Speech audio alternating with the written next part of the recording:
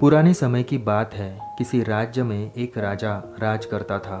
वो राजा अक्सर अपने राज्य का कोई न कोई गांव भ्रमण करता और वहाँ गांव में जाके अपनी प्रजा की समस्या सुनता और उसका समाधान लाने का प्रयास करता। राजा बहुत ज़्यादा कर्तव्यनिष्ठ था और इस वजह से उसके कार्य के चर्चे दूर दूर तक फैले हुए थे। एक दिन राजा हर बार की तरह किसी गांव में प्रजा की समस्याओं को जानने के लिए भ्रमण पर निकला। उस समय राजा ने एक साधारण सा कुर्ता पहना हुआ था।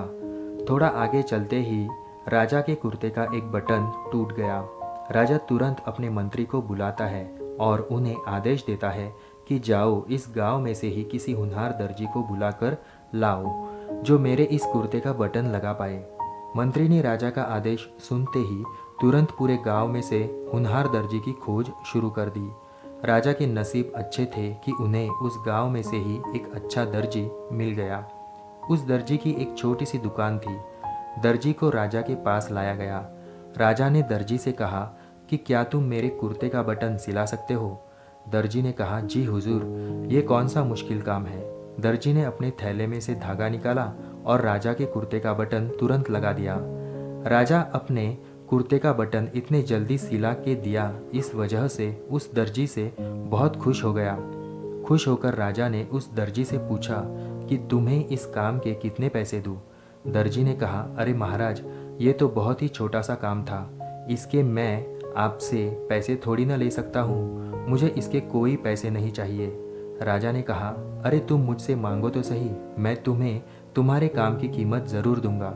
अब दर्जी मन ही मन सोचने लगा कि बटन तो पहले से ही राजा के पास था और मैंने तो सिर्फ अपना धागा लगाया है।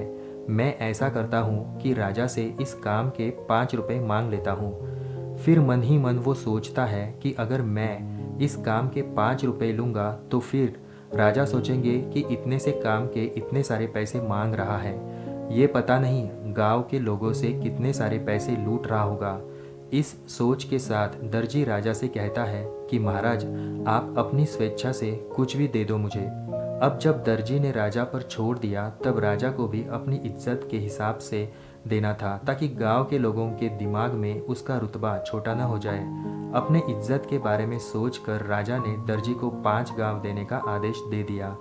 राजा का आदेश सुनते ही दर्जी अपने मन में सोच रहा था कि कहाँ मैं राजा से 5 रुपए लेने की सोच रहा था और कहाँ राजा ने मुझे 5 गांवों का मालिक बना दिया।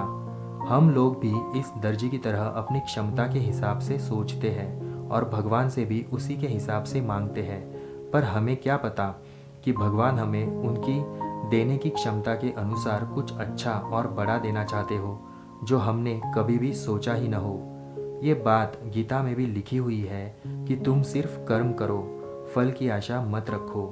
जब हम ऐसा करते हैं और भगवान पर सब कुछ छोड़ देते हैं तब वो हमें हमारे कर्म का फल उसके हिसाब से दे ही देते हैं। धन्यवाद।